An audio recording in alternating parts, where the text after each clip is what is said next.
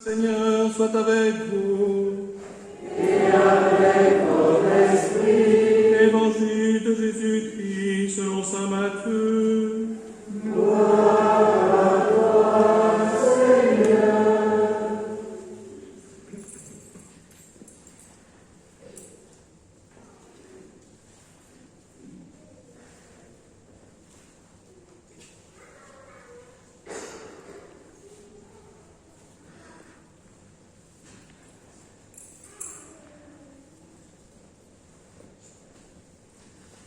En ce temps-là, Jésus disait aux grands prêtres et aux anciens du peuple, « Écoutez cette parabole.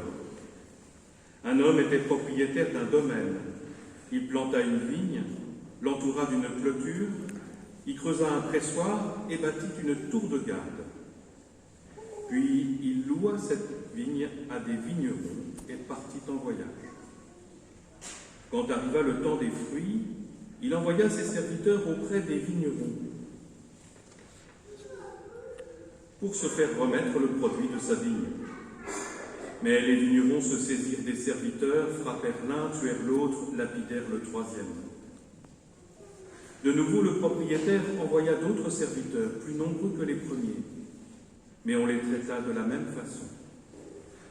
Finalement, il leur envoya son fils, en se disant « Ils respecteront mon fils ». Mais voyant le fils, les vignerons se dirent entre eux « Voici l'héritier, venez, tuons-le, nous aurons son héritage. » Ils se saisirent de lui, le jetèrent hors de la vigne et le tuèrent. Eh bien, quand le maître de la vigne viendra, que fera-t-il à ces vignerons? On lui répond, ces misérables, il les fera périr misérablement. Il louera la vigne à d'autres vignerons qui lui en remettront le produit en temps voulu. Jésus leur dit, n'avez-vous jamais lu dans les Écritures? La pierre qu'ont rejetée les bâtisseurs est devenue la pierre d'angle. C'est là l'œuvre du Seigneur, la merveille devant nos yeux. Aussi, je vous le dis, le royaume de Dieu vous sera enlevé pour être donné à une nation qui lui fera produire ses fruits. Acclamons la parole de Dieu. Gloire à toi, Seigneur Jésus.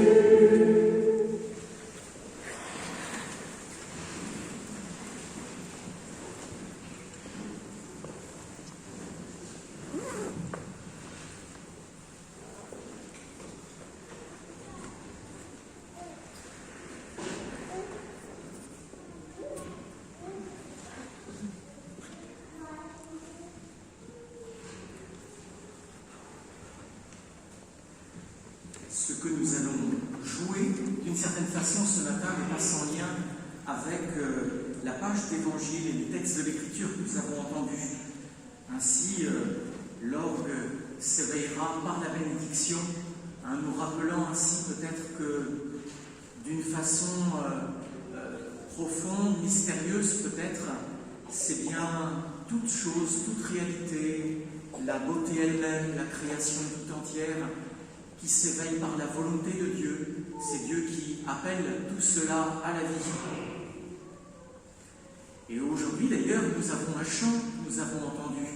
La première lecture du prophète Isaïe nous dit bien, le prophète dit « Je veux chanter pour mon ami le chant du bien-aimé à sa vigne ». Chant qui retentit et que Jésus reprend d'une certaine façon dans l'Évangile. Mais vous avez entendu sa tonalité, elle est quand même pas forcément extrêmement festive, elle est grave, elle est d'une gravité qui peut faire frémir peut-être. Si l'orgue s'était déjà éveillé, on aurait pu lui demander quelques tonalités très graves pour voir ce qu'il avait dans le ventre, mais aussi pour nous inviter à entendre ce moment si particulier pour lequel nous sommes pris à témoin.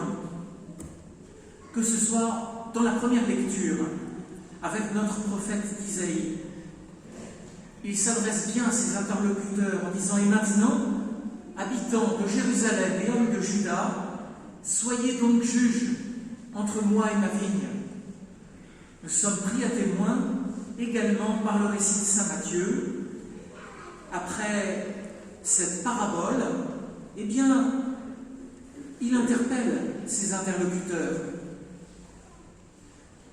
Eh bien, leur dit-il, quand le maître de la vigne viendra, que fera-t-il à ses vignerons? Et là, tous ceux qui sont autour de lui répondront d'ailleurs avec des paroles qui peuvent inquiéter. Ce qui est intéressant, c'est que voilà, nous sommes interpellés. La réponse, d'une certaine façon, à ce chant, elle nous appartient à chacun de nous. Alors, la gravité n'est pas là pour nous effrayer, pas là pour que, en tremblant de peur, nous n'apportions qu'une réponse. Elle est là parce que le moment est d'une particulière importance. Quand Jésus parle, dans notre moment de l'Évangile, il est à quelques jours de sa condamnation à mort. Il est déjà entré dans Jérusalem, et au grand oui que nous fêtons au rameau avec ses cris de joie, d'allégresse, cet accueil joyeux et enthousiaste, eh bien succède la prédication de Jésus dans le temple et son accueil avec beaucoup de réticence, et même déjà, il le sait, nous le savons, avec déjà de telles réserves, un tel obscurcissement du cœur bien mystérieux, et bien que sa condamnation à mort se prépare. Alors, dans un tel moment, on ne peut pas parler de façon légère, guillerette. C'est pour cela que l'évangile de ce jour a cette particulière gravité, comme forcément les textes de la finale de l'évangile selon saint Matthieu que nous entendons en ce temps. Alors, quelle est la réponse que nous allons apporter? Pour cela, il faut peut-être bien entendre ce qui est en jeu. De part et d'autre, dans ces deux chants de la vigne, eh bien, nous entendons la grande prévenance, la grande bienveillance, le don généreux du maître de la vigne, qui acquiert un terrain, qui plante une vigne, qui l'entoure d'une clôture, qui creuse un pressoir, qui bâtit une tour de garde, puis il loue cette vigne à des vignerons. Que de verbes qui nous indiquent finalement, avec toutes ces répétitions, tant d'actions si différentes. C'est une façon de parler de tout ce que Dieu met à contribution pour que sa vie, pour que son peuple, pour que l'humanité vive de belle façon, à la hauteur du don de la création qu'il nous a fait. Un don donc immense, un don fait une fois pour toutes, mais pour lequel ce maître de la vigne finalement intervient et intervient encore. D'abord par tous ces verbes d'action, et puis nous le verrons après, il ne se désintéresse pas de sa vigne, ce maître-là. Il va envoyer justement des serviteurs, et malgré leur mauvais accueil, le mauvais accueil qui leur est réservé, encore des serviteurs, et encore des serviteurs, et même, on pourrait dire, dans sa grande bienveillance, folle bienveillance, presque naïve, et bien parce que les serviteurs n'ont pas été reçus, à la fin du fin, à la fin des temps de cette parabole, il envoie son fils, en se disant quoi? Ils respecteront mon fils. Quelle folie! On raconterait ça à n'importe quel enfant, tout le début de l'histoire, avec ses premiers serviteurs maltraités, refusés, on dirait mais c'est pure folie. Eh bien, c'est vrai qu'au cœur de cet évangile, de ce drame, il y a aussi quelque chose de la grande prévenance de Dieu et de la folie de Dieu, quelque part, pour les hommes, pour son peuple. Alors il y a le refus bien mystérieux que nous connaissons, par lequel nous commençons aussi les célébrations quand nous traçons sur nous le signe de la croix, cette croix qui ouvre la procession, qui nous indique bien et notre espérance et la joie du salut qui est la nôtre. Il faut quand même le dire aussi, c'est un peu aussi le signe du refus, le signe du péché, pas celui des autres. Parce que si l'évangéliste Saint Matthieu a pris la peine bien longtemps après la mort de Jésus de nous livrer cette parabole de Jésus, et si l'Église se propose de nous la faire entendre en ce dimanche, ce texte-là. C'est bien parce qu'il doit nous parler aujourd'hui, c'est bien parce que cette résistance qui existe dans le cœur des contemporains de Jésus, elle existe aussi dans notre cœur. L'enjeu avec l'envoi de ce Fils et la question de l'héritage, c'est bien d'un détournement, un détournement qui peut nous arriver de vivre. Le don de cette vigne, remise entre les mains de ces vignerons, tous ces biens, une vigne, une terre, un pressoir, une clôture, une tour de garde, tout ce qui a été rendu possible leur a été confié. Et eux, tout cela, ils veulent le détourner et se l'accaparer. Dire ce qui nous a été confié, c'est à nous. Cela peut peut-être nous arriver quand le don de Dieu, nous le détournons à notre profit. Quand nous ne disons plus tel bienfait, cela me l'a été offert par grâce. Non, c'est moi qui en suis l'auteur et le maître, c'est à moi tout cela. Ma vie elle-même, d'ailleurs, ma vie elle-même, quand je ne l'accueille plus comme un don, alors je dis ça avec prudence, parce que parfois ceux qui sont maltraités par la vie, ceux qui souffrent particulièrement, c'est peut-être une façon un peu difficile d'entendre cela.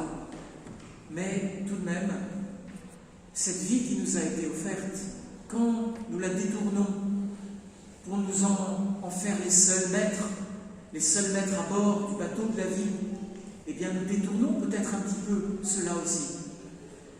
Quand tous ces biens dont nous profitons, voyez cette église, cet orgue, que vous devez, que nous devons à tant d'autres, c'est vrai que la vie y a contribué, mais tant de chrétiens au cours des siècles avant, sans remonter jusqu'à Saint-Hermeland, mais tous ceux qui font que nous sommes là ce matin, si vous êtes là, si vous avez croisé des chrétiens, des membres de votre famille, des catéchistes, que vous avez profité de tel ou tel témoignage, ne serait-ce que d'un lieu de prière, bâti, édifié par tant d'autres au nom de leur foi, de leur volonté de vivre du Christ, de tous ceux qui ont compris que le Christ donne la vie, nous appelle à la vie, et que pour célébrer ce don-là, nous ne pouvons pas faire autrement que de donner, que de vivre notre vie comme un don.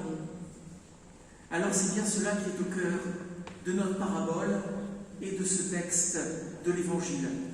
Mais alors ne dramatisons pas, il y a d'abord l'espérance qui est la nôtre, parce que ce don prévenant, il n'a pas cessé. Le chant de ce bien-aimé, eh bien il existe toujours. Et puis, la réponse nous appartient un peu quand Jésus interpelle ses auditeurs, quand le prophète Isaïe invite ses interlocuteurs à juger par eux-mêmes, c'est qu'il est possible aujourd'hui pour nous de répondre.